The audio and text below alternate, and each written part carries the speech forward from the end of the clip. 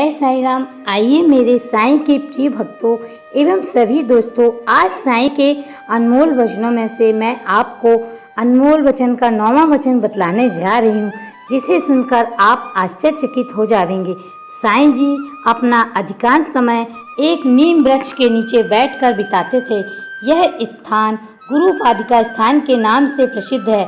आइए साईं कथा आज हम आपको बतलाते हैं। जिस नीम वृक्ष के नीचे साईं सदैव बैठा करते थे, वह वृक्ष आज भी शिरडी में विद्यमान है। आरंभ से ही इसी स्थान पर श्री साईं महाराज का अपने भक्तों से उपदेशात्मक संलाप हुआ करता था। इस वृक्ष की जिस शाखा के नीचे श्री साईं का आसन रहता था, उस शाखा के नीम के पत्ते आज भी स्वाद में अपेक्षाकृत सभी पत्तों से कम कड़वे हैं, अर्थात वे पत्ते मीठे ही हैं। एक बार एक भक्त ने बाबा से प्रश्न किया, बाबा आप सदैव यहाँ ही क्यों बैठते रहते हैं?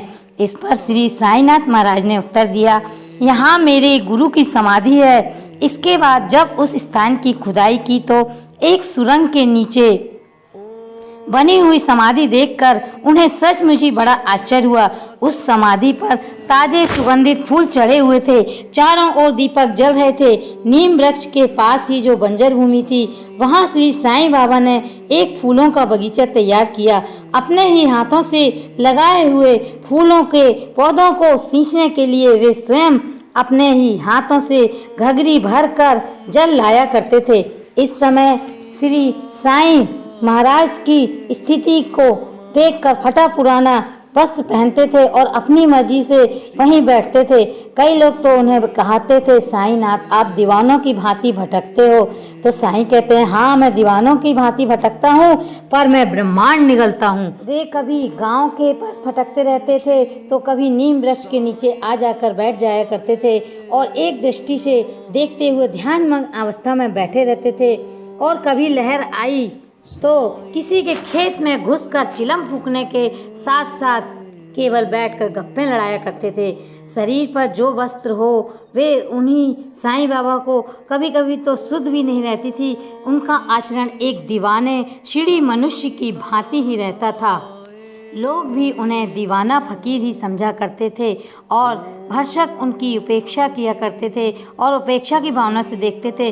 किंतु संतों की आध्यात्मिक उन्नति के मार्ग में वह भी एक अवस्था होती है। उनके दीवानेपन के कर्तव्यों का अर्थ समझना भी बहुत ही कठिन होता है।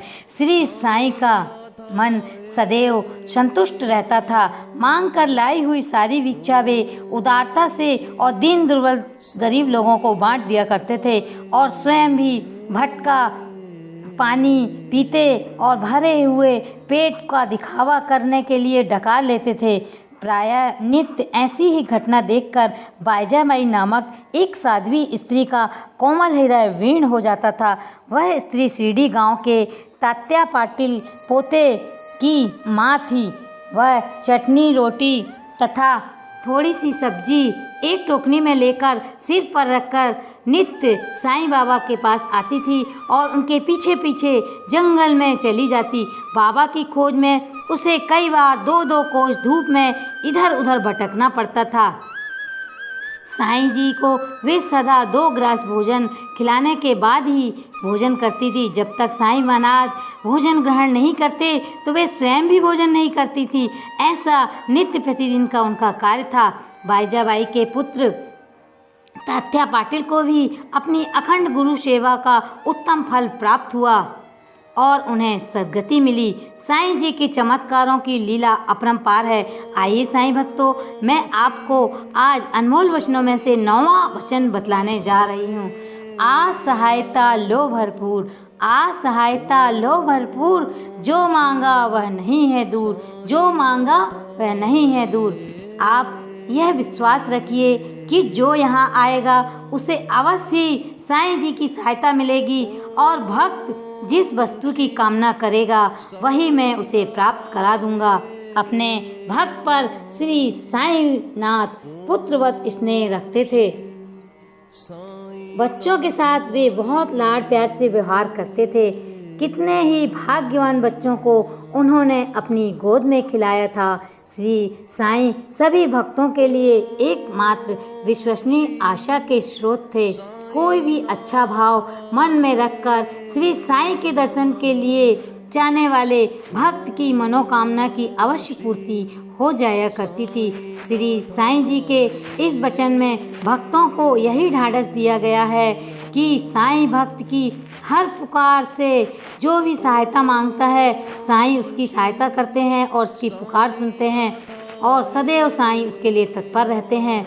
एक कल वृक्ष की भांति भक्तों की सारी मनोकामनाएं श्री साईं नाथ अपनी कृपा से पूर्ण कर उसे फलीभूत कर देते हैं। परंतु हर कोई भक्त को मन में श्रद्धा का भाव होना चाहिए और पूरे भाव से साईं जी का भजन करना चाहिए। मेरे शिरडी के साईंनाथ, हे मेरे शिरडी के साईंनाथ, मेरे सर पे रख दे हाथ। हे मेरे शिरडी के साईंनाथ, मेरे सर पे रख दे हाथ। साईं देना मेरा साथ, साईं देना मेरा साथ, मैं बालक हूँ अनाथ। ए मेरे शिरडी के साईंनाथ, सबका मालिक एक है, सबका मालिक एक है। जय साईंनाथ, जय साईंनाथ। यदि आपको हमारा वीडियो पसंद आया हो तो आप हमारे चैनल साईं जीवन माला को सब्सक्राइब करें। यदि आपने हमारे चैनल को सब्सक्राइब नहीं किया है तो जल्द ही आप हमारे चैनल को सब्सक्राइब कर लें। जय साईं राम।